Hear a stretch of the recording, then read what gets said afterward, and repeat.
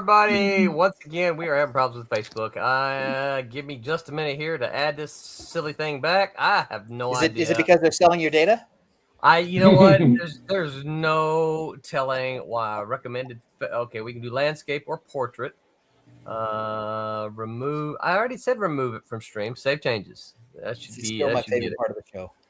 You know what? The thing about it is, we think we have it figured out every week, and then it doesn't work. So I'm wondering. We don't think we have it figured out. Well, BJ and I do. So here's the thing. It makes me wonder what do Tuesday and Wednesday do? I don't know. I was on Tuesdays or Wednesday show, and they didn't have any problems. Right. They might not have even noticed it. That's the thing. I don't know.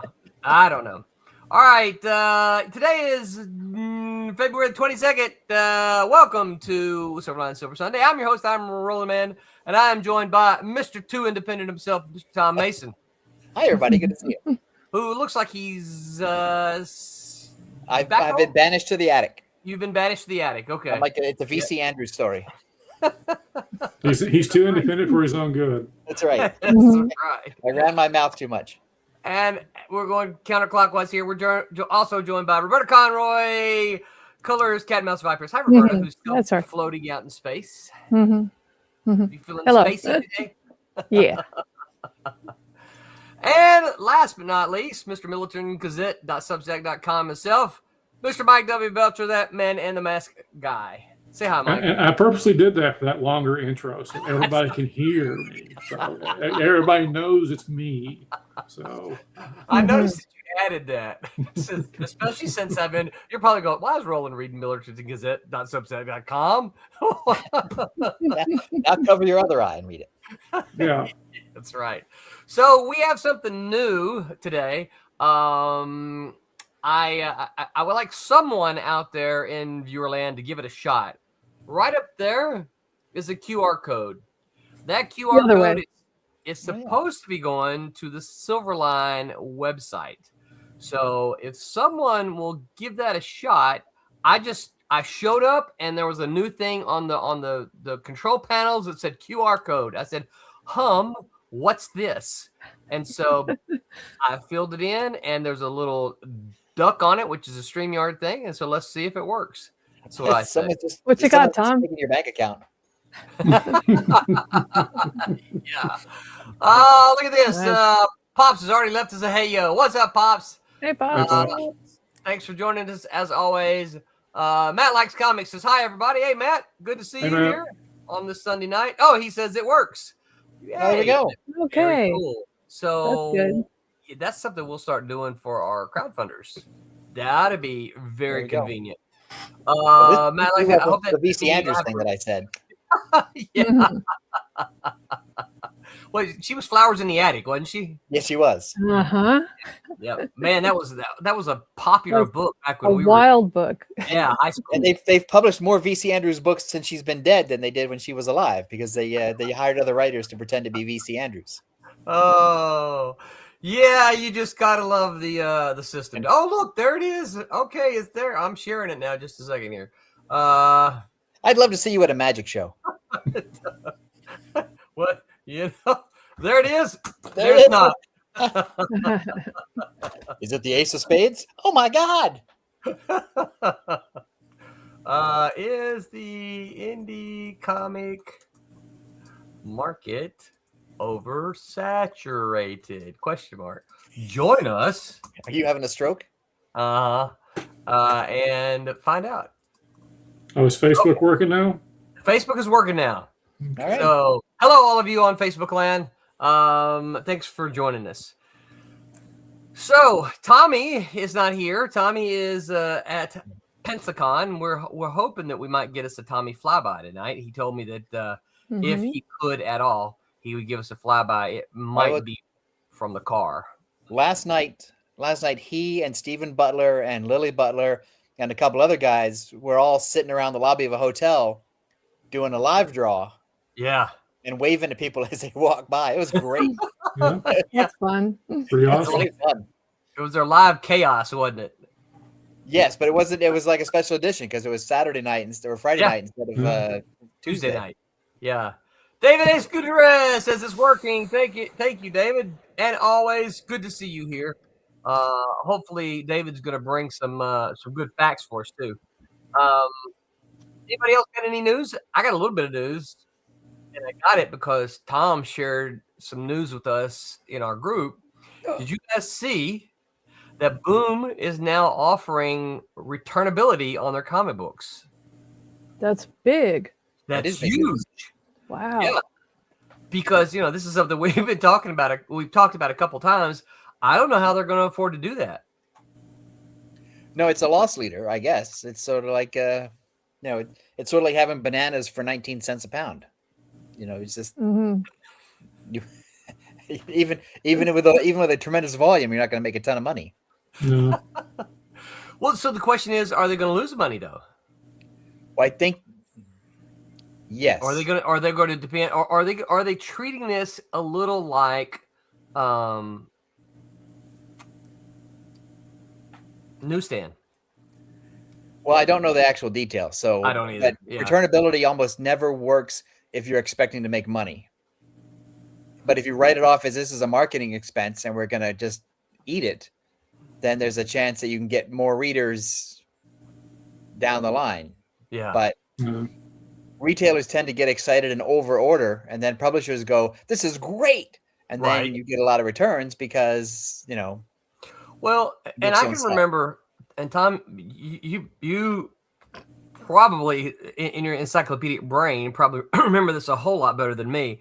But when I first got out to Malibu, we were doing newsstand at the time, and the first books that I edited there we had newsstand and direct market. Yes, and my memory, and this was a long time ago, so I don't know that it's that correct, but my memory was that we were printing about 100,000 copies of those, and we were only selling about 18,000 of those. That's correct. Ish. Yes. Which means, and this is the kind of math that I can do, 92,000 of them were unsold. That's correct. Which is why they were printed on the cheaper paper to reduce the cost. And actually the 18% sell through was considered really good. I remember we were happy about it, and I was surprised. And the reason we did it is because we had a targeted way to go at it. So I don't know if you remember her, but Anna Corsi was the person in charge of just the newsstand, like one person who did newsstand only. Yep. And what she did is she called up all the distributors all the time.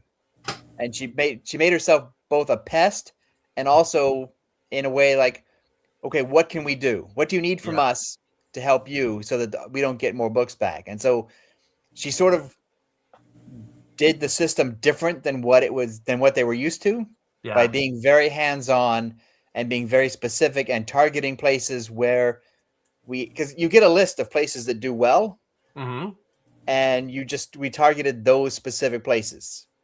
Okay. So we didn't go newsstand across America. We went newsstand. Okay, this city does really well. This city does really well. This community does really well. So we'll pick these things.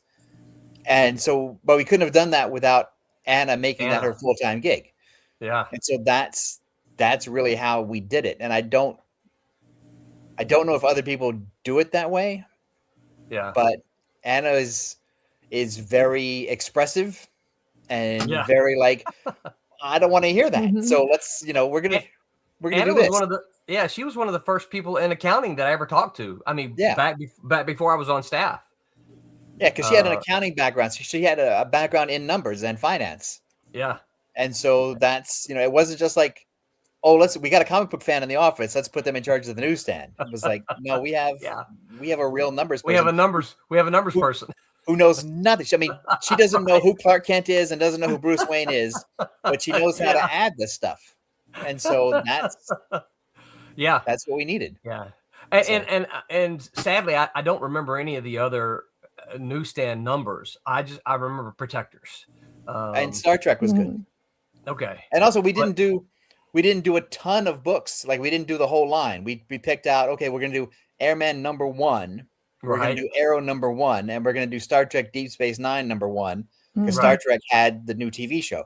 And so it was very like you picked what we thought were the correct books. Yeah. And then we picked the correct target markets. And then we had somebody just sit on it and make it their job. And so that's how we won until we didn't win. Yeah. Matt likes comments says, Roland, you never got back to me. Back to you about what? There we go. What did you send me? What did you send me? I don't remember. I love this cryptic stuff. I know. Matt says, who is doing this? We're talking about Boom. Boom Comics, Pops. They're the ones that Tom shared some news. They announced it at Comics Pro. Yeah, is that where it was announced? Yeah. Okay. I think so. Yeah. That was the link that I chased down that you posted, and I scrolled. I'm like, wait, what? Who's doing this returnability stuff? Yeah. I think it speaks to the state of the market that people are willing to try stuff that's, and maybe Boom has a different approach than the old ways because returnability in the newsstand undid Eclipse 30 years ago, and it undid Kamiko 30 years ago, and it undid a couple other publishers 30 years ago. So maybe, and there really isn't a newsstand market in the sense that there used to be. So maybe they have a new angle that they found. So I'm very curious. Well, people have tried doing, individual publishers have tried to do returnability within the direct market over the years, and they didn't last. I mean, not necessarily the publisher didn't last, but the initiative didn't last, just because. Yes. And especially right now, my biggest question is that a good idea in a very not healthy market? Right. Because, you've got a situation where, on paper, it sounds, there's no risk for the retailer. He's going to order X amount of copies. But then if no one knows those books exist and like I said, readership is down and all this stuff, I don't know if it's the best time to maybe approach an avenue like that.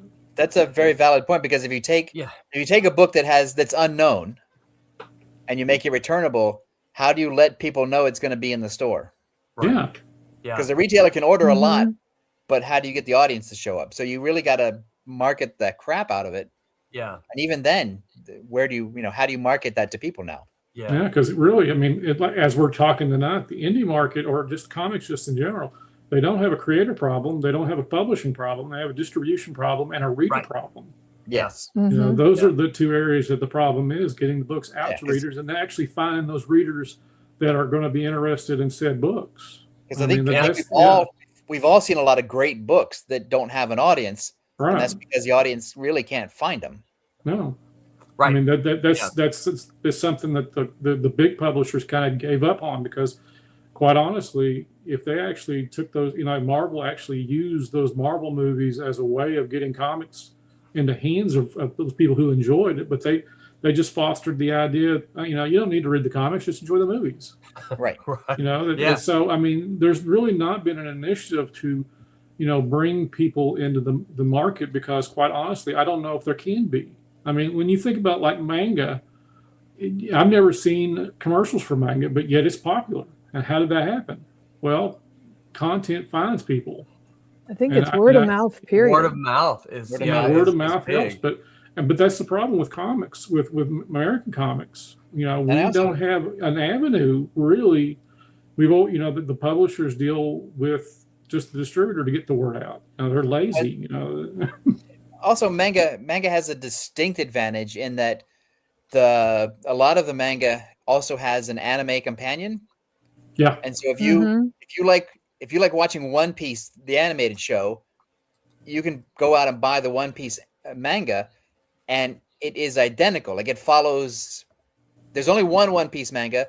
It's the same sort of story, just told in comic book form instead of animation form. And you don't really get that with Batman. You go to if you like the Batman movies, you go to the store looking for Batman. There is no real Batman thing that looks like the movie you just saw. No. And so I think that's a core problem, and I think that's part of manga's appeal. Yes. Yeah. And I think the other manga appeal is why kids don't wear Levi's anymore, because comics are your dad's thing. Well, and manga is for the kids now. And I think the other thing is too, if you're looking at Marvel and DC, where do you start? It's such a when I started reading, I won't say about any of you, but when I started reading, there weren't that many titles a month being published. It wasn't. I mean, I didn't get them all, but I looked at it, and it wasn't like I felt, oh, there's no way I can, I can ever get all this. I'm like, no, I'm getting these. This is what I want. But now, if you go in, today, number one, they put out all the variants, they reboot all. Where do you start? It's too intimidating for anyone who's trying to enter into Marvel or DC. And I think that's why independents are growing some, because we don't have that. It's also, it's just the thing about the mainstream guys. They have all this cred. They feel like they're just flooding the market. They're just flooding the market, and there's no money left over because retailers are so strong at using strings that they're just trying to find any way of making money, and collectability is the only thing they've had for years. And our comments are popping again, you guys. That's always really good. Let's see here. Matthew Crecky, author, says, "Hi, hey Matthew." He says, and then he says, "I like this video, and so can you." Right on, Matthew. Please don't forget to remind them what they're supposed to do. Oh, you gotta like and subscribe. That's right. That's like and subscribe. And share. And if you don't like it, just share it anyway. That's right. You guys, Matthew's got a campaign going on. So Matt says, "I invited you to come on my show." Man, I don't remember that. I apologize. Send me where did you invite me live and not follow up? Because if that's the case, yeah, it's going to happen. Well, as soon as Roland makes a promise on the show, he's not going to keep it. No, as soon as we end here, I've forgotten everything we've talked about. Send me a message. Send me a message. Got 2 ears, one for in and one for out. Man, he's just rude. Just give me I'll go on your show. Send me a message again, and I'm happy to come on. If no doubt you've seen by coming on here frequently, I don't mind talking.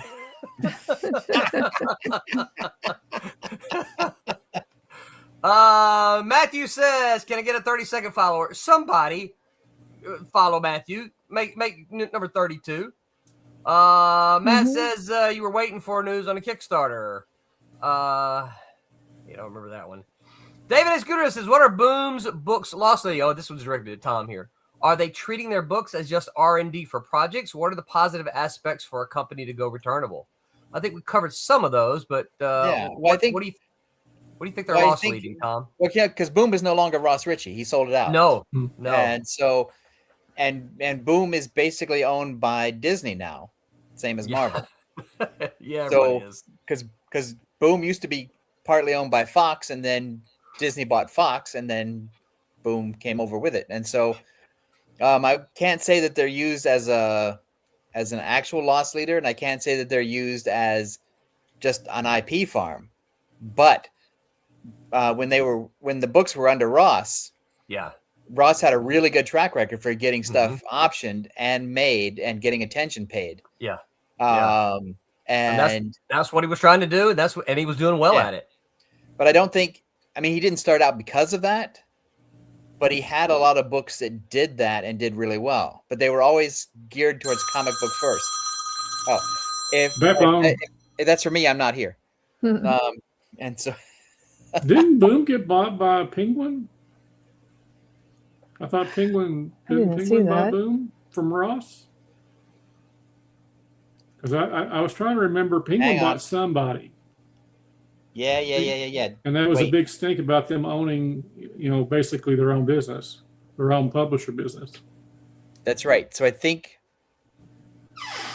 So now I got to figure out how that worked, because I remember that Boom was part of Disney, but then Ross did sell them to Penguin Random House when he retired. Yeah. So, all right. If anybody knows the real answer, please weigh in with a link. So the returnability is through Penguin. The Penguin's the one offering the returnability, which makes more sense. Penguin's got Marvel, and Penguin has Dark Horse, and I can't think of too many more that they have. But test marketing, having a publisher test market returnability in your own distribution system. That's not bad. Yeah. That's actually pretty good. And Penguin has experience because books are returnable, actual books. Yeah. So Penguin Random House's books to actual bookstores are returnable as well. So now it gets in. Now I'm really peaked. Yeah, because like I said, just that's what I was thinking. You have a situation with returnability. I was trying to remember over the years. I mean, I think Marvel and DC have always toyed with certain books as returnability to get Yes. get shops to order a lot of copies of said books, but they Yes. never did it line wide. They always Yeah. did it And like those- a limited quality. And those books always had name value too. They had name Yeah. recognition. Yeah. And so Matt likes comics corrects me. He says Penguin owns Boom, so he's one step behind Mike. Mike was first, so he wins. But, but Matt, you're second, if that's okay with you. So apologize of that. The wife is just getting back from in town and she forgot her keys, so she goes, "I'm locked out." Oh no! We have all the drama here on the show, folks. Yep. So spreading the indie comic news. Pop says this is why the madness exists. That's right. Matt Likes Comics says, who does Silverline use as a distributor? Well, now the diamond has gone away. We use Filbo. And in fact, if you chase that QR code right there, you'll see the cover to the Filbo catalog, and then the comic that we have in there. So the new catalog just came out, and I have to update it, but I have not done. And you that can yet. look at last week's show because we had Filbo on. That's right. Talking about his Phil bonus. That's right. Pop says manga is a disposable medium like Western comics used to be. Yeah, they are mass produced. They're printed on cheap paper, and this is something I always found interesting about manga. You guys chime in here.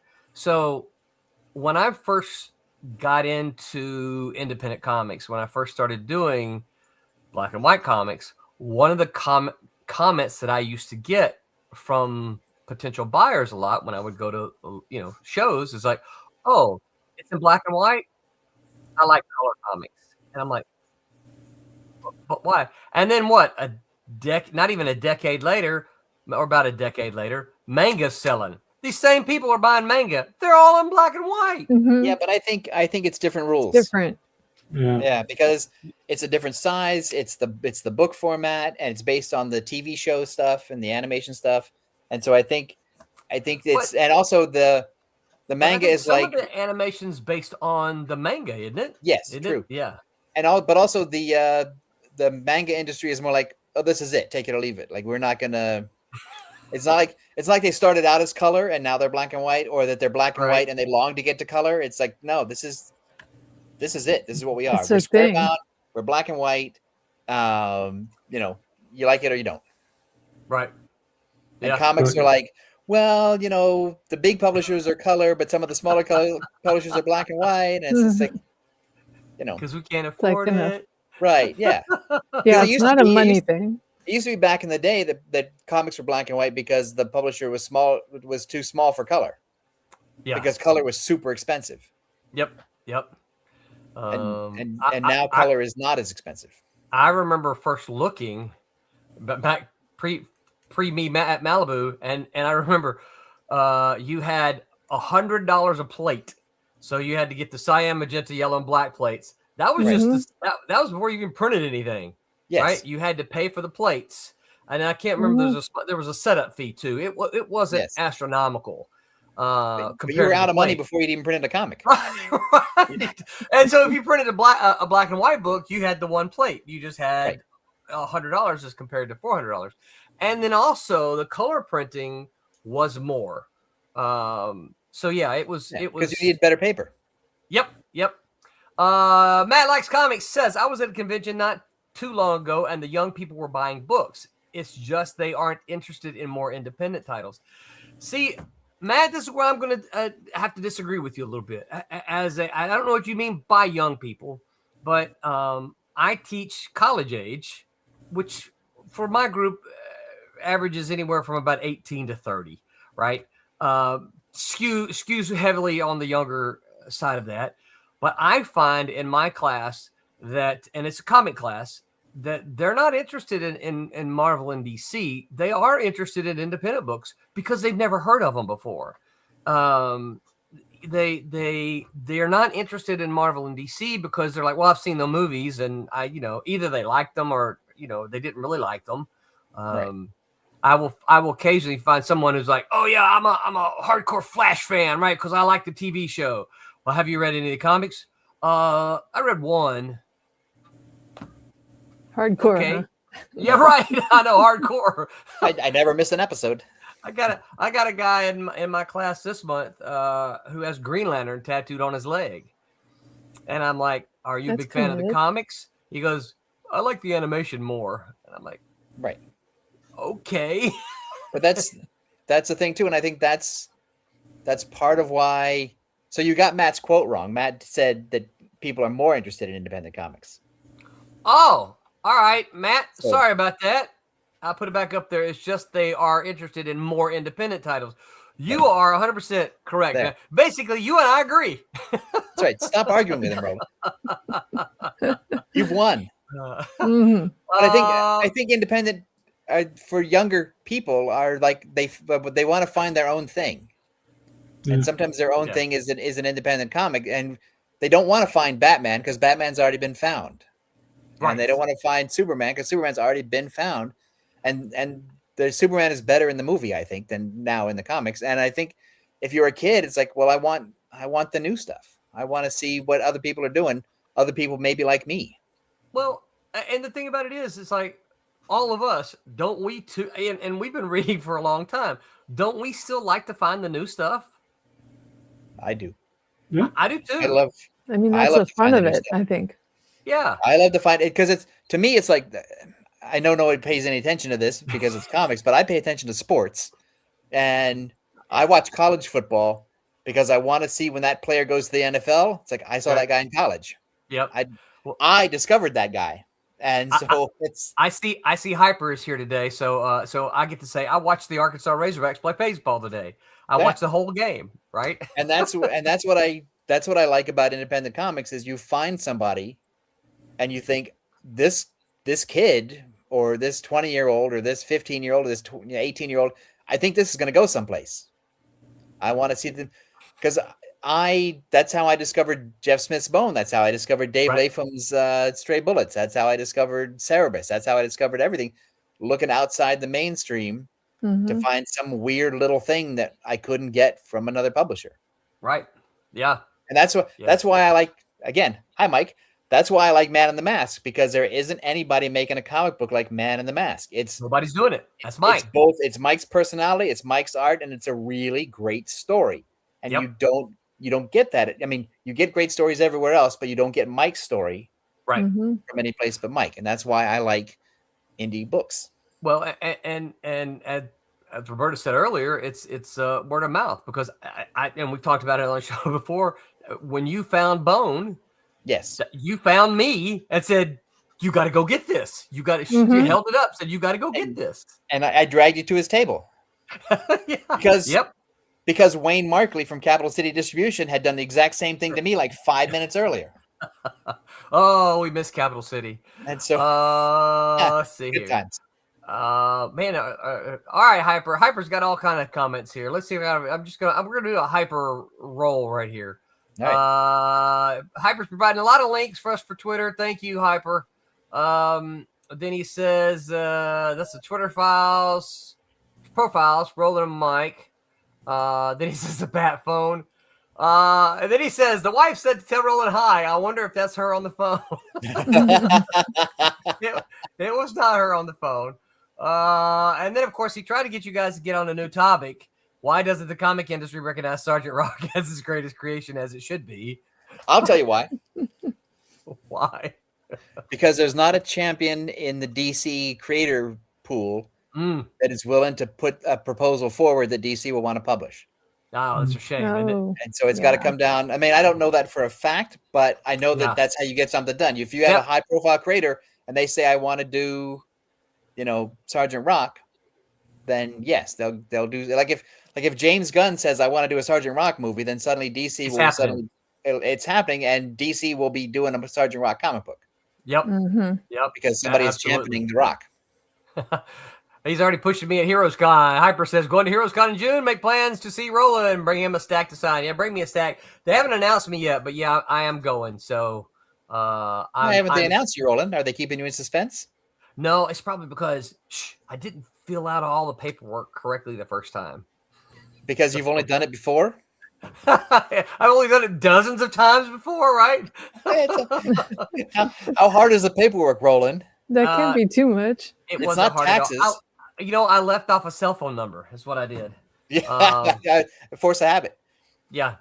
Pop says they leave manga books on the train and nobody has the space to collect like they do here. It's just not the same at all. Yeah, it is a different culture. Yeah. Yeah. What we ought to do is print out our 100,000 copies and then take trains and leave copies everywhere we go, right? That would not be a bad idea if you had the money. We could if we had the money. If you had the money. But then kids the don't take the train. So in Japan, they take the train because that's how they get to school. And in Right. America, you'd have to leave them on the bus, and no one's going to let you on the bus. No. And there are places that you don't want to ride the bus. Well, yeah. Hyper also said long ago, by the way, Hyper, thanks for joining us. Good to see you again here. He said long ago it was a big deal for the indies to be in color. Honestly, I missed the newsprint black and white. Yes. Yeah, I do too. But the problem with a lot of the independent black and whites of that era is that you kind of wish they were in color because they had been drawn for color. Right. But it was like they left it out. Right. Yeah. Yep. And the way we view things, when a book starts out in color and it goes to black and white, we feel like it's a downgrade. Yeah. Yes. Yeah. Which is unfortunate because I am a huge fan of line art. Roberta, I love you. You know that. I know. Well, However, so am I, believe it or not. I know you are. The thing is that when you look at the old terrible printing of the comics of the 60s and 70s, a lot of the line art dropped out because it was too fine and delicate. And when you see it in black and white in those archival editions, it's like night and day sometimes. It's like it's because some of the artists that you thought were terrible back then, the color just did them no favors. And when you see what they did in black and white, it's like, I have to reassess my opinion of this person. Yep. Let's see. David A. Scudera says, what turned me on to the Ultraverse was that it was a shiny new thing that came at the perfect time in my teens. I felt like it was my thing. The indie stuff lends itself to that. I agree. Just like you were saying.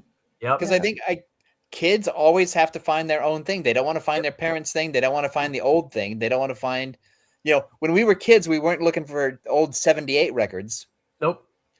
And listening to the music of our parents. So kids today are not going to be looking at the same comics that we looked at. Right. Yeah.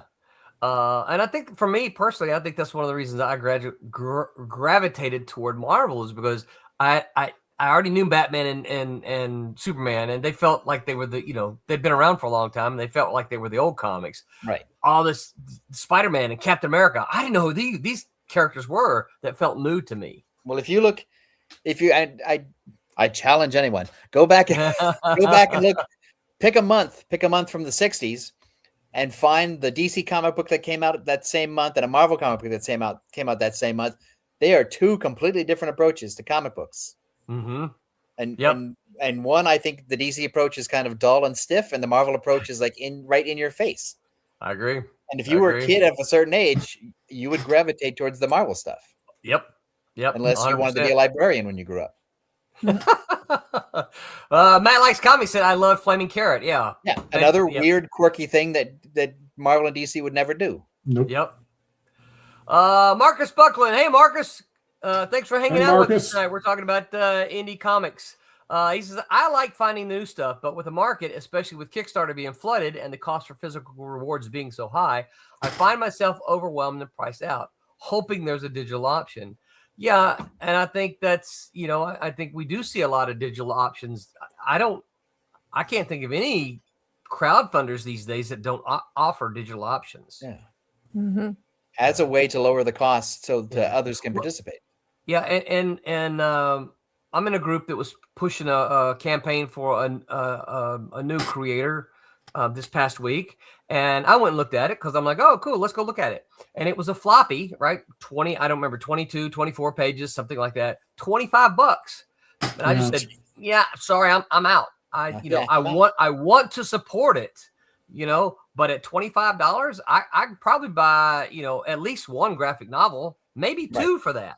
Well, I could also support two other Kickstarters instead. Exactly. Yeah. And so And so I think, I don't know. Again, I think it was the first time crowdfunder for this person. So, sometimes the first lessons are hard to learn. But yeah, it's also it's kind of like the $1 million hot dog thing. Yeah, my hot dog costs $1 million, but I only have to sell one. That's right. Yeah. Matt says, I love line art as well.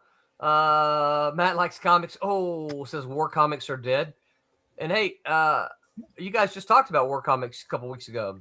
That's right. I don't think they're dead. I just think they need a new approach. Yeah. Like, because that's the thing. That's the thing too. I saw. I forget where I saw this stupid article, but it was one of those listicles on that pops around on Facebook, and it was like 10 properties that are totally dead. And I linked it around to some friends of mine, and it's like within minutes we had different takes on every single one of them. It's just a matter of finding the right idea. And not to run down this rabbit hole too deep, but what war are we talking about these days, right? I know Hyper, I'm guessing, probably World War II guy, right? I tend to also be World War II and earlier, but that's ancient history for a lot of young readers today. Well, and I think so. Are we doing Vietnam? Are we doing Afghanistan? Are we doing Iraq? What are we doing? What war comics would work? If you look at them again, I'm leading us down the rabbit hole, but war comics of the 70s, the DC era war comics were it was about the cleaner war, which is World War II. It was very black and white. Right. And then there were Vietnam comics like Vietnam Journal and the NAM and others. The NAM was great. It wasn't it? It was awesome. Yeah. And they were a little bit grayer. They weren't so gung ho about fighting the enemy as the World War II comics were. And now war is even grayer. And so you just need to find somebody who's willing to come up with a new approach. Yeah. And a publisher willing to put the money in. So, Hyper, you're probably familiar with Wayne Van Zant, who does a lot of war comics. He's a Georgia boy. I think you would like it. If you're not familiar with it, Hyper, you should make yourself familiar with Wayne Van Zant. He does good stuff. Hyper talking about Heroes Con. It says they also announce creators in waves. Drives me crazy. Let me know ASAP who is coming so I can dig out books for autographs. They like to tease you. Yeah, of course. Yeah, I get it. Man, these you got.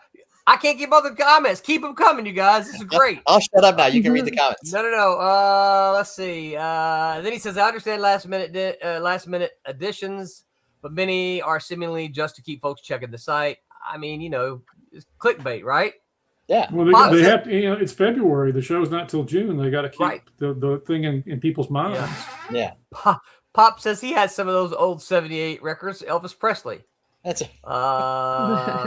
Matt subscribed to Hyper Potato. Cool, Matt. You're gonna like Hyper. Everyone loves Hyper. Matt says, I love the Freak Brothers, the Fabulous Furry Freak Brothers. Yep. Book. Oh, I guess this is the Kickstarter we were talking about. Said it's already pulled in over $2,300. More power to him. Has 2 backers. Right. Sorry, I don't mean to pick on him, but it's just an easy joke. Dave Olbrich, hey Dave, what's up? Good to see you hanging out with us here. That's cool. He said DC was making comics that would appeal to distributors and newsstand operators, not kids. That's an interesting thought. Dave, would you like to come on and discuss? David Excluder says a $25 22-page comics. What's the max price one should charge for a single issue? Not that. No, yeah. I think 20. Yeah, I think 25 is too much. I'm trying to think. Me too. What's so I think if his $25 comic is foil, all the funny fancy stuff, then I'll great. That's a fancy edition. Yeah. You're paying for the, but also offer me, the $10 edition. Give me the clean version for just that I want to read the comic. Right. I mean, you can print the comic for about $3. $6 is probably a good average price, I would think, for an independent comic. So I don't know. Again, I don't flinch at $10 for a floppy on a Kickstarter campaign. Right. If I'm interested in it, Right. But $25, that's too much. Marcus Buckland said no one told Garth Ennis that war comics are dead. That's right. He did a couple. Okay. And in England, they still do them. Really? Yeah, they released World War Rebellion had a. I don't think it lasted, but they had a comic called Battle Action, which was just war comics, and some of them were by Garth Ennis. Okay, cool. So it's good to know. That's relatively recent. I bought the run at San Diego last year. Matt Likes Comics says, other than G.I. Joe Vietnam, seems to be the most recent. Yeah. Nam is awesome. Yes, it is. Dave Obert said the Vietnam War ended more than 50 years ago. Yeah, that's part of the problem with war comics, right? Mm-hmm. Yeah, Hyper says, I am a big fan of Wayne Van Zandt. Found a fan letter of his in Sergeant Rock recently. Yeah. He goes through Sergeant Rock comics like Raiders of the Lost Ark, doesn't he? Yeah. Let's see here. All right, we're almost at the bottom of them. If it's $25, it needs to come signed and numbered. Yeah, I think that's a great idea. Yeah. But I still want a clean version with none of the tchotchkes and a lower price. Right, I agree. Matt Likes Comics says England has had recent wars like the Falkland, and then Hyper Potato says there's a new artist edition of the famous UK war comic Charlie's War up for pre-order. That's World War One. And Pat Mills has also done a sequel to that through Kickstarter that I got a bid in for. So nice. Ooh, they're out there. Sweet. They're out there. And this brings us back to our topic. But some of the war comics that are being produced are independent. Right. And lest us forget, we have Wolf Hunter. That's right. Yeah, what they're doing. I mean, it's a World War II comic. Yep. Yes, it's like a spy comic of World War II. It is. Yep. Yeah. World War II spy book. Which is there's no foxholes and tanks or whatever. That's spy stuff, but it's still World War II. Yeah. And it's right behind Roland. Right there. Yeah. All right. So, 40 minutes later, we're getting to the topic here, but it's all been related, right? Yeah. So the topic is the indie comic market oversaturated? Anybody want to kind of jump in? First comments for this? Well, I think we've been flirting around with it for 40 minutes. Yeah. The fact is, it depends on what your definition of oversaturated is, but I still think it boils down to a lack of readership. Where there's tons of stuff for people to read. There's both amateurish and professional quality, and any way you look at it. But unfortunately, just the readership, comics have suffered for that for the last 20 or 30 years. It's a lack of readership. And so, like I said, it depends on what your definition of oversaturation is. Yeah. Because usually what it means is there are too many comics for me to afford and too many comics for me to read, therefore I don't like it. Right. And I don't think that's I think that's sort of old manism. That's like get off my lawn stuff. And I think I don't think there's I think I agree with Mike. It's not a content problem. It's a audience problem. We don't have enough audience to support the books. We don't have a way to find the audience. We don't have a way to let the audience know that this stuff exists. And it's just really hard. Yeah. I mean, you're really, you're going after. We're all going after the same bot.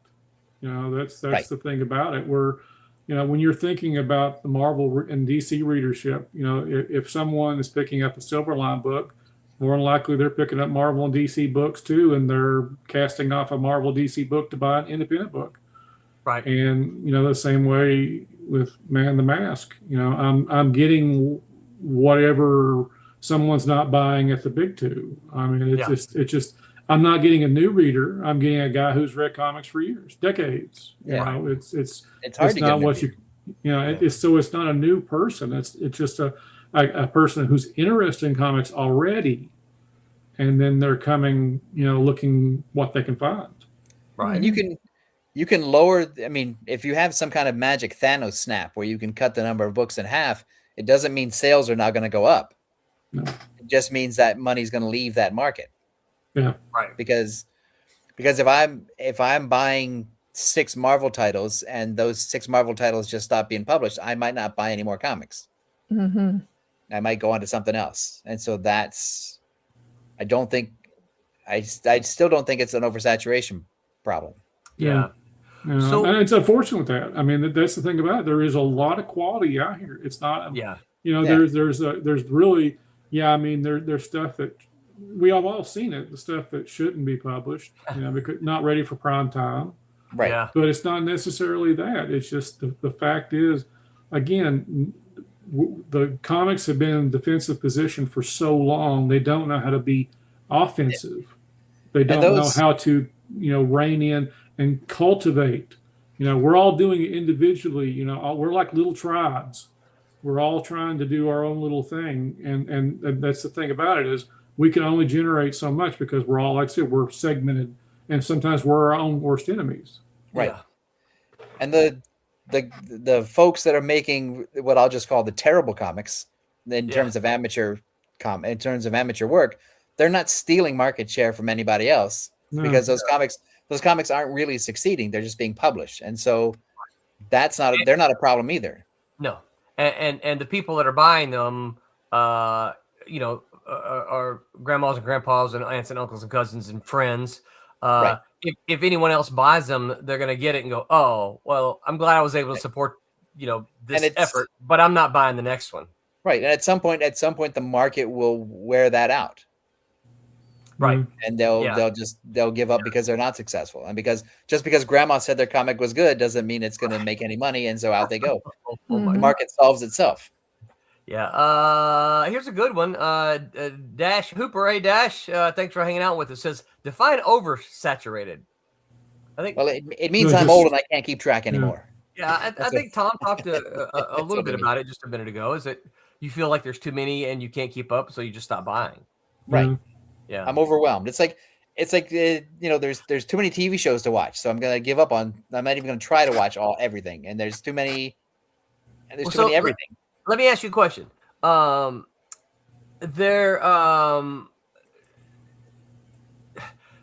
one point in time, did you ever feel like you knew about everything that was being published or about most of the stuff that was being published?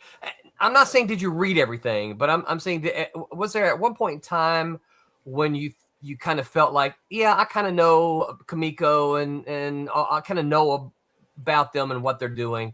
Was there ever a point in time when you felt that way?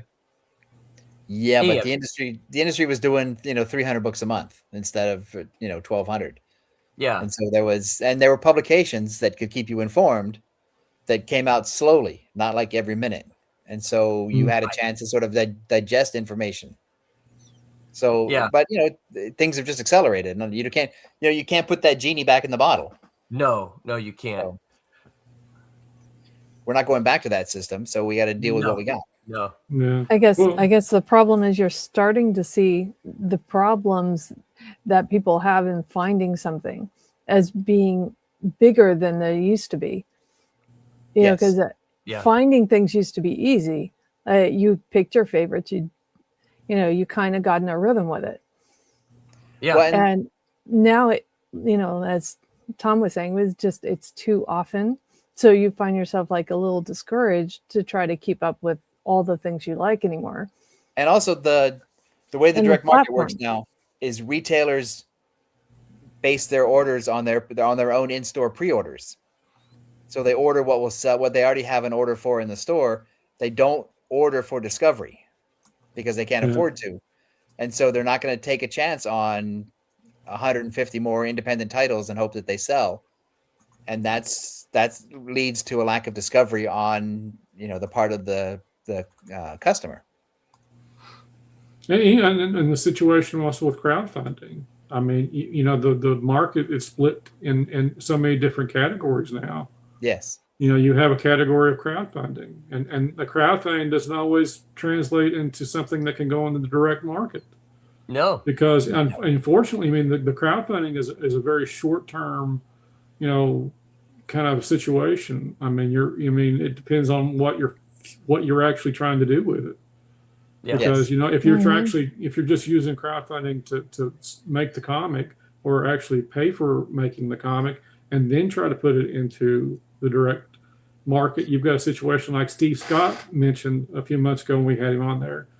Unfortunately, the retailer can look at your Kickstarter and say, well, you had 56 backers, and I'm not going to risk my money on something that could only get 56 backers. Right. Right. So the crowdfunding, what do you do with that? Because again, you're in a situation, it's a short-term situation of what is the end result of crowdfunding?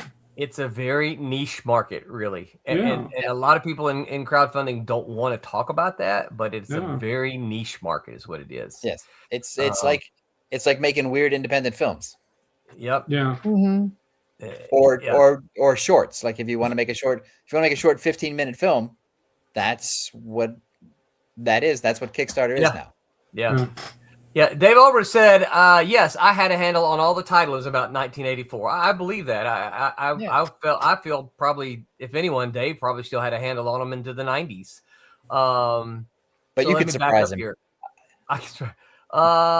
Let's see. Dave also says the whole comic book market is oversaturated. 500 covers per week is more than retail that can manage. Yeah. And we're talking about all the variant covers and everything like that. Yes. And then he goes on to say, and it isn't just budgetary. Ask any creator that has tried to give away his new indie comic at a convention.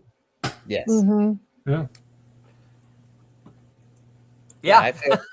I mean, I really feel bad for anybody starting out trying to get noticed for their comic and trying to build an audience. You get hard. The look. I mean, it's hard work. You get the look. Yeah. I mean, it's just like, who are you? Right. This isn't who. Yeah. Why should I care?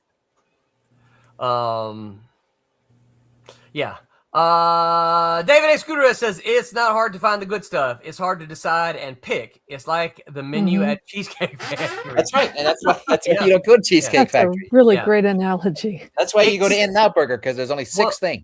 Except though, when you go to Cheesecake Factory, you know what's on the menu. I think the problem with independent comics is there's so many things, so many items that don't make it onto the menu, so you don't know that they're there, right? Yes. Yeah. So you watch, Robert Urban, when he used to redo those restaurants, he would cut their menu in half because the menu, there was just too much, for people to decide on. I mean, and you think that too much is a good thing, but again, if you're so confused, how can you make a discernible choice? Yeah. I know it's a weird analogy, but it was just something that, like I said, just when you're looking at like I said, previous catalog, remember how it used to be and how it ended up when all the things were in there, it was like a phone book. And I can imagine it being a retailer and having to go through that and getting past the B's in the indie section, stopping at B's because you're out of money. Right. Yeah. And also you don't know anything. I mean, I don't mean that negatively, but you can't possibly know every single book. Oh. And you can't, I mean, because if you're a retailer, you've got 1 or 2 employees, and then you get this huge catalog that's 500 pages that you have to go through every month to place your orders. There's a lot going on, and you're not going to know every title. No. So you default to what will sell. And you can only hope that you've hired people who have slightly different reading interest than you, so they can service those other parts of your customer base. Because since those comics are non-returnable, if they don't sell, you're going to end up with a big white box and filling up your store of stuff that you couldn't sell. Yeah. Let's see here. Dave says retailers this past weekend at Comics Pro said that things are good enough that many of them are actually able to order more than just their pull list plus 2%. That's good news. That is fantastic news. Yeah. That's great. Of course, Dave is one of the ones that used to do it as well. I miss those numbers reports, those monthly reports. Here's how much each of these comics sold. Right. Well, I miss that. Oh, it's funny because Dave and I were talking about this in text form like an hour and a half ago, where we missed the capital city list that ranked everything back when, things were different. It ranked all the comics in order of sales, and you could sort of determine what they were selling, and you knew what the top 100 were, and you knew what the top 200 were, and you knew where the bottom 400 were, and that's you don't have that anymore because things have changed so much. Yeah. But I would kill for that information. Oh yeah, and we've talked about this, a month ago or so ago. Is like when they were saying this, is like I kind of like to see the receipts. We used to see the receipts, right? Well, because that's the thing too about Dave's comment, and not to pick on it, but yeah, retailers are actually able to order more than just their pull list plus 2%. It's like, okay, well, somebody break that down for me. What is that? What does that mean on a per title, per store basis? And what books are they ordering more of? Are they just ordering more Marvel? Because it sounds like, oh, that's great, but if they're just ordering more Marvel and DC books, they're ordering more Absolute Batman. That doesn't help, right? Then that doesn't help. Doesn't help the smaller people. Hyper says, side note, in case the viewers are unaware, Silverline is the gold standard in crowdfunding. Thank you, Hyper. Oh, that's nice. Much appreciated. Much appreciated. Marcus Buckland says, even when previews was around, choosing what to buy was like circling my most important Christmas choices in the JCPenney catalog. Yeah, it was, yes. Exactly what it's the Sears wish book. Yeah. But I mean, let someone come in here and think that we are wishing the death of Marvel and DC. We don't talk much about Marvel and DC, but that is not what we're saying, because I think even Tom said it a couple of weeks ago. A healthy Marvel and DC means a healthy independent market. Yes. So I don't want Marvel and DC to fail. No. I'm not going to buy them. I'm not their target audience anymore, and that's okay. I want them to do well because people are going to come into the stores and be interested in comics, and it is my belief that they're going to go, oh, Batman's not as good as I thought it was going to be. What's this Trump's over here? Let me try. What else you got? Right. Yeah. That's why I don't want Warner Brothers and Paramount and Sony to disappear as big studios, because then you don't get smaller films. Right. No. Because those studios are what keep the movie theaters open, that allow the smaller movies to sort of creep in. And so that's same thing with comics. Without Marvel and DC, there aren't really stores anymore, and there's not really a direct market industry. So there's no place for an independent creator to grab a retail foothold. Yeah. And that's not going to change. I mean, that's the thing about it is if Marvel and DC go away, comics go away. I mean, let's be honest. Yes. It's so ingrained because all of us have sit here and looked and saw. It just, as much as we'd like Indy to be more prevalent, it just won't. It can't. No. Well, that's there will always be some hits. There's always going to be a Bone. There's always going to be a Saga, right? There's always going to be a Cerebus, right? There's always going to be hits. But none of those exist really in any substantial way without a strong Marvel and DC market. Nope. Yes. Yeah. That's why I love people on like Reddit and the other forums who wish Marvel and DC would just go away to make room for the other people. It's like, well, there won't be room for the other people. There won't be anything. No. There'll be nothing. It'll be a scorched earth thing. Yeah. Dave Over said, if you get retailers in the habit of buying shelf copies, it spreads out to all publishers, especially if customers ask for indie titles. Yes. And now you gotta find a way to market to people to go into the stores and find an indie comic. Yeah. And I think that's one of the things that we've seen disappear over, and I don't know when it started, but used to when we were going into shops on the regular basis, there were shelf copies, right? Yes. They don't really do much of that anymore because they order to their subscriber base. The list. Also, there really isn't, unless somebody wants to. Since I've been wrong a couple of times already tonight, let's see if I can be wrong again. There hasn't really been another great independent comic in the recent couple of years that I can think of that reaches the level of Bone or Cerebus or ElfQuest or some of the other ones that really popped. And I think if the industry had breakout independent hit, then things could happen. Yeah. Well, right now they're talking about that Dork. Yes, that did great. Yeah, that did great. People weren't expecting it. It was a big hit. I mean, and then Ben, what's his name? But it's isolated. Yes. Ben Edlund?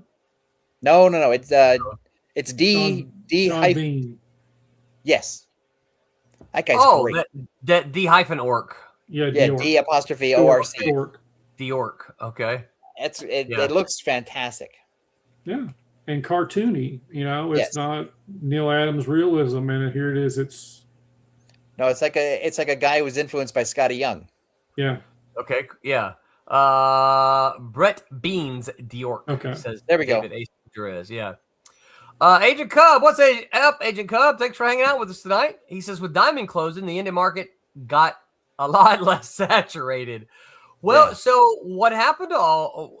Did it really, or did they just cease to have Diamond distribution? I think some of them. mean, did any of them That's really the go question. away? Well, I think they still have that wishful thinking Yeah. Yeah. where it's like they're not ready to give up yet. They're down, but as the internet tells you, it's not how they punch you down. It's how you get back up. Right. And so I think they're trying to find a way back up before they call it a day. And so that's I think where we are. Dave confirms the loss of Saga really hurt the stores and the indie market. Mhm. Yeah, because Saga was probably the last great big indie hit. Saga was awesome. Yeah. Yeah. And you've got people like Terry Moore running to Dark Horse to keep his list alive.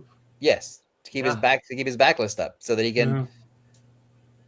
Because as we've discovered in some of these books, when you get enough issues in the can, a healthy backlist of trades. Oh yeah, can keep it alive. Yeah. Agent Cub says with Diamond gone, access to the indie books got harder. Yeah. Yes, that is true. Because stores don't want to order directly from a Silverline because it's the shipping. Because they're not going to order the whole catalog. They want a couple of books, and the shipping for that is why distributors work, right? Because everyone goes to the central warehouse.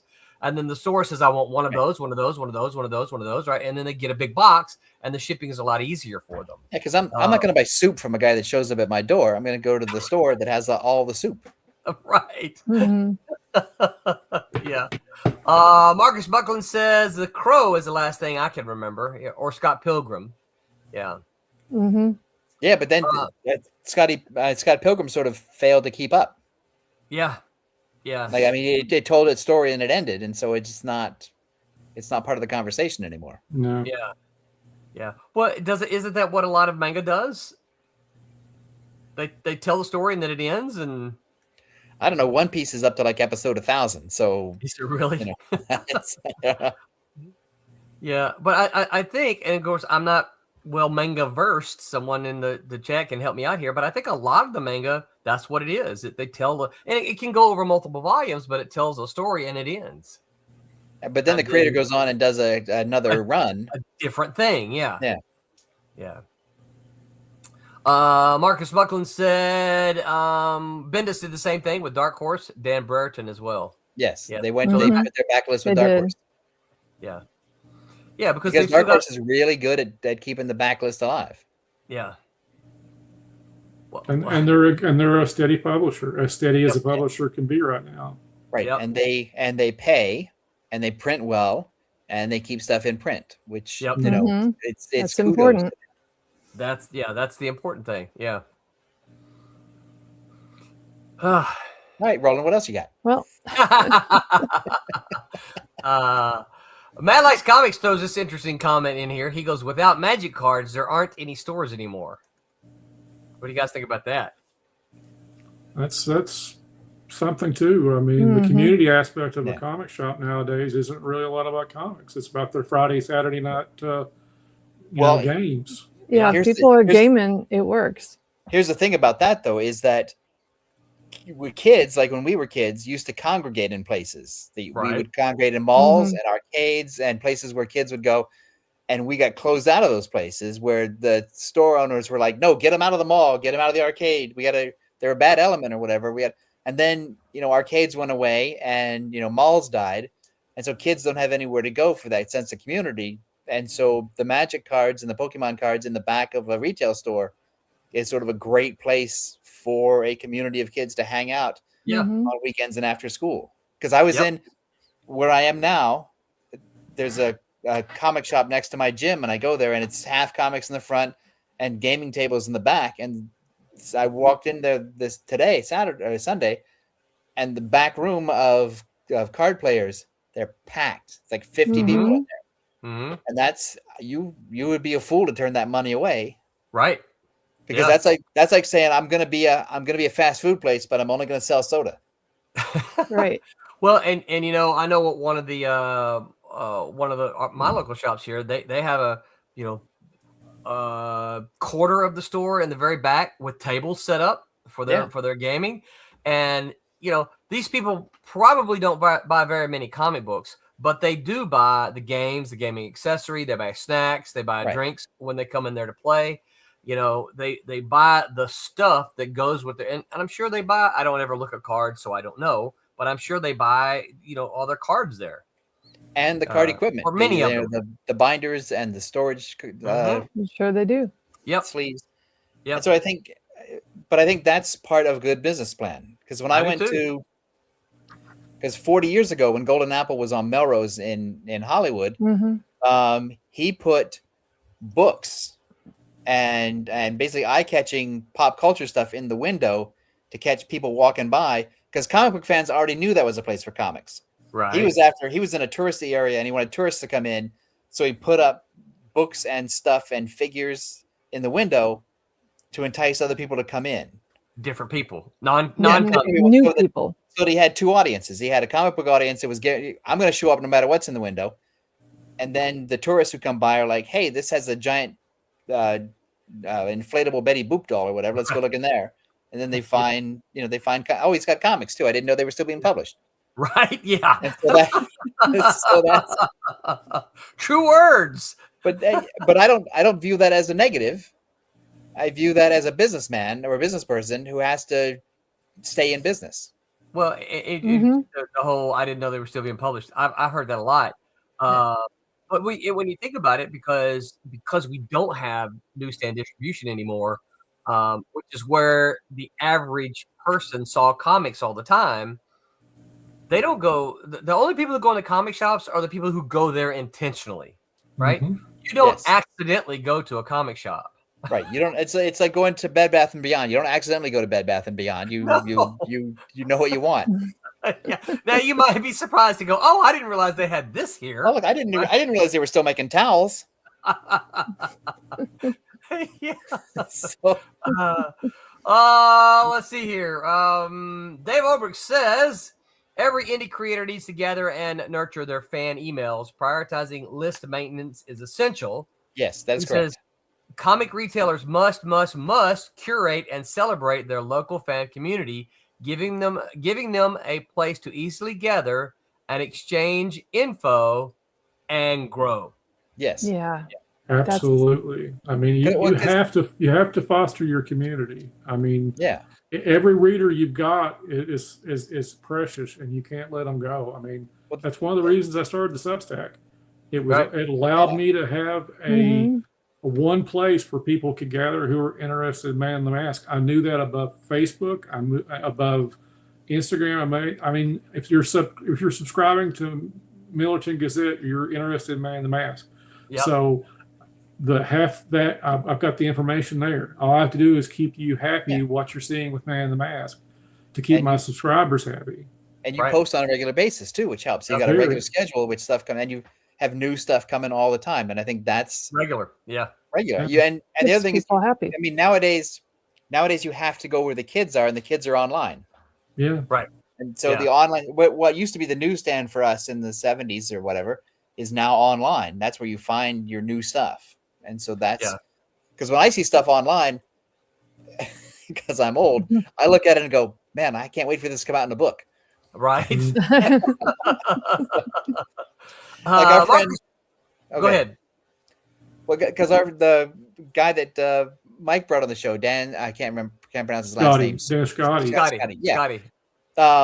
Like when he did Lavender Jack, which is a great online strip, but Dark Horse is bringing it out in a graphic novel. It's like, well, I can't wait for that. Yeah. Me too. That's how I want to read it again. Yeah. Right. Yeah. And with it, go ahead. Mark Spuckland says, my fear is that the same crowd of people reading comics for the last few years, and that once that crowd dries out, the comics will have to change how they do things to keep them viable. You know, I don't think that's a bad thing, right? I mean, because the comics, Go ahead, Roberta. I'm saying that you have to be part of the community too. So if it's changing, then you change with it. Yeah. Right. Well, Also, and we've seen the comic industry change just with the creation of the direct market, right? From Right. newsstand to direct. And now we've seen it, we're witnessing another change. It's also a lot like television. Like if you watch MASH, they change the cast on a regular basis. Right. And changing the cast also changes the direction of the show and the kind of stories that they were telling. Mm-hmm. And they do the same thing with Law and Order. When they change the cast, Mm-hmm. they have different people come in, and that adds a different flavor to the kind of stories that they're telling. And so comic books are basically doing the same thing. That's why you now have like super wide Batman and, you know, extra mopey Superman. And then so Yeah. it's just they're just it's a constant change. Yeah. Yeah. So. David Escudero says, I love that you guys and Dave Alberts are having this discussion. Well, David, I think if you've learned nothing else from hanging out with us on Sunday nights is that we love comics. And so we want to see them be successful. Yeah. We want to see all of them be successful. I only want to see the comics I like be successful. I don't really care about the others. I'm very Dave Ulbrich says, remember what Mel Thompson said, opening a new store in an underserved community creates new fans. Yes. Yeah. Mm-hmm. But you got to do the Good research advice. to find that underserved community and to find out where you can set up, and you got to find a place that you can afford. Yes. Yeah. Yep. Because the thing about comic book stores in general is that people know to find comics in a comic book store. So if you set one up, you already have a built-in audience that will come to find you. Right. Because they want comics in that area. Yes. And hopefully, as we talked real early in here, part of the way it works is that word of mouth. Is that if they find you, then they're going to say, "Hey, check out, we got a comic shop. Well, I think comics. Oh, dude, come on, you got to go with me, right?" I think one of the, and again, somebody lay into me if I get this wrong, but we have a number of comic book retailers in the business that have been doing it for like 30 plus years, but they haven't really had the time to share that knowledge widely enough so that people understand how to do this. And so I think there's Brian Hibbs in the San Francisco area. There's Cliff Biggers at Dr. Knows, and there's a bunch of others that have been doing this forever. It would be great if there was like a master list, a book that somebody would put together. Yeah. About this is how you run a comic book store. This is how you grow the audience. This is how you help. That would be great. Yeah. There's a get on that, somebody. Yeah.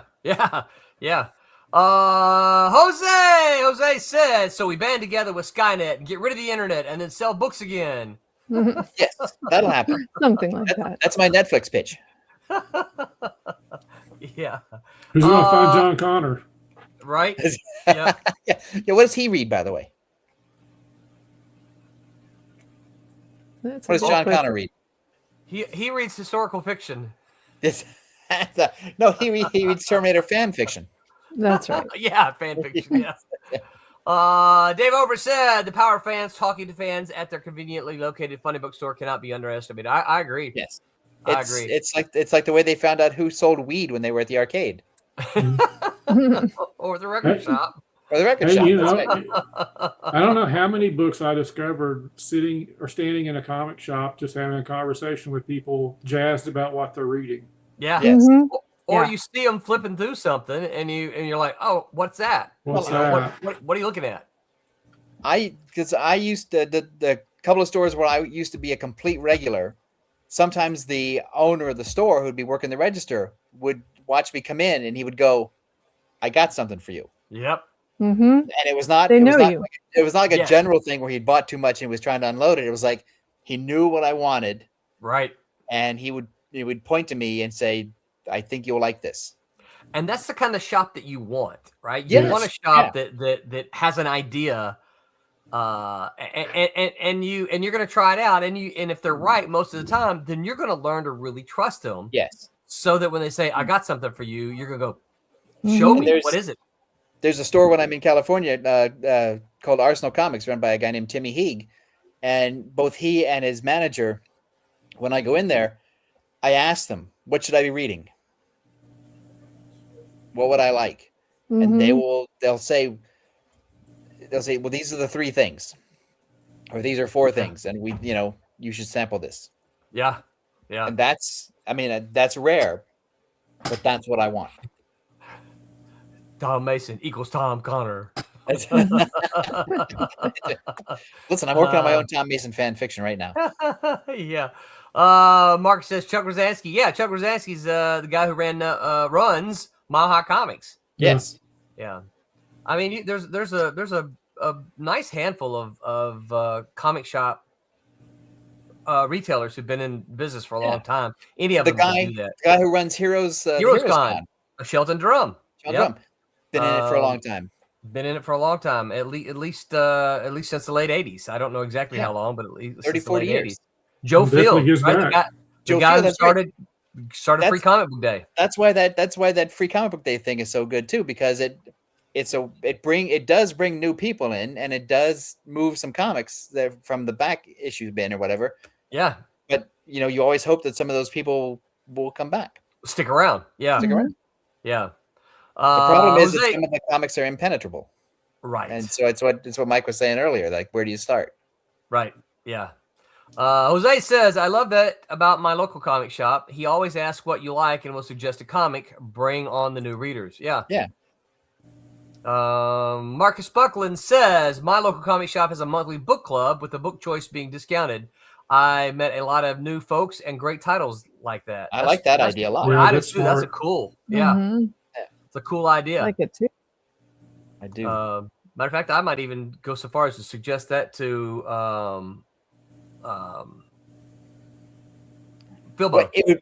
It would be great if you had like a local book club, and then you could have the local creator come in and talk about his book that week, and then that's the book that they all read. And so there are tons of ways to do this. That's a great idea. Yeah, it really is. So, do that more. Yes, right.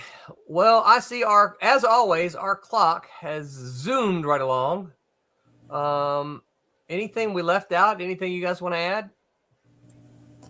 Well, if you love indie comics and you don't want to see it oversaturated, tell more people about us. Yeah. Yeah. As simple as that. Refer somebody. It doesn't have to be my book. It doesn't have to be anything.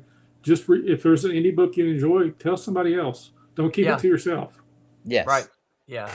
Don't be silent. We have a whole internet of people that could could want to hear about it. That's right. Encourage. Yeah. Yep. And if you got an extra buck or two and you see one of your favorites in the dollar box, or you can afford to buy another one, buy an extra one and give it away. Look for the helpers. Look for the what? Look for the helpers. The helpers. Yeah. Mm-hmm. I'm sorry, that just landed flat, and I give up. I'm sorry. I want to laugh, Tom, but I'm. That's okay. It has the structure of a joke. It just isn't funny. Yeah, Hyper Potato says here, spread the word on your social media of choice. Yeah. Hyper Potato is on Twitter a lot. I shouldn't say a lot. He's on Twitter. He's great at spreading the word when there's things that he likes. He'll say, hey, this is something I like. Boom. You guys need to check this out. He'll tag people. Just like, hey, I think you'll like this, Right. And that's, I think that's fantastic. I think this is what independent comic book readers and fans should do. My social media feed is only about 10% hate. It's really about 90% support. Hyper says, I'm a helper, Tom. There, see? Thank you, Mr. Rogers told me I'm a helper. Thank you, Mr. Potato. All right. Let's see here. On Tuesday, hopefully, I think Tommy will be back with us next week. On Tuesday, Crowdfunding Comics, How to Run a Successful Kickstarter. Creators who run campaigns break down pre-launch marketing, reward tiers, budgeting, fulfillment mistakes, and how to build an audience before you ever hit launch. That is on Tuesday. Then on Wednesday, Japan's manga versus American comic books. We discuss the culture clash between Japanese and American comics and what we can learn from it. Yeah, we like that. You know what? We did that. We had Ben Dunn on here, and that was great. That was a terrific conversation with him about about Japanese comics and Japanese culture and how it affects their comics industry. Absolutely, 100%. Next week, we're going to have all of you guys back and Tommy. Are comic conventions worth it for creators? Making your comic is the easy part. Selling your comic and getting people to know about it is the hard part. As costs escalate everywhere, are comic conventions worth it for creators? That is next week. Oh no, I better work on my opinions. Yeah, it's getting harder every year. Yeah, it is. Mhm. It's a good question, though. You would think at some point something would be easier. You would hope, right? But no. Nope. So, all right. Any other bit of news, you guys? I got nothing. Check out Man the Mask on Substack. Issue 6 running get over right there. now. That's Yeah, right. it's good. And there's free to because subscribe. issue 6 is up there, and there's a preview of the cover to issue number 7. That's right. And it's free working to on issue subscribe. 7. Actually, I have a page right here. You can't see it, but it's right here. What a tease! All right. glad. Well, until next week, remember to Make mine Silverline. Good night, everyone. Hey, this is Paul Pelletier. Make mine Silverline. Is that okay, Roland?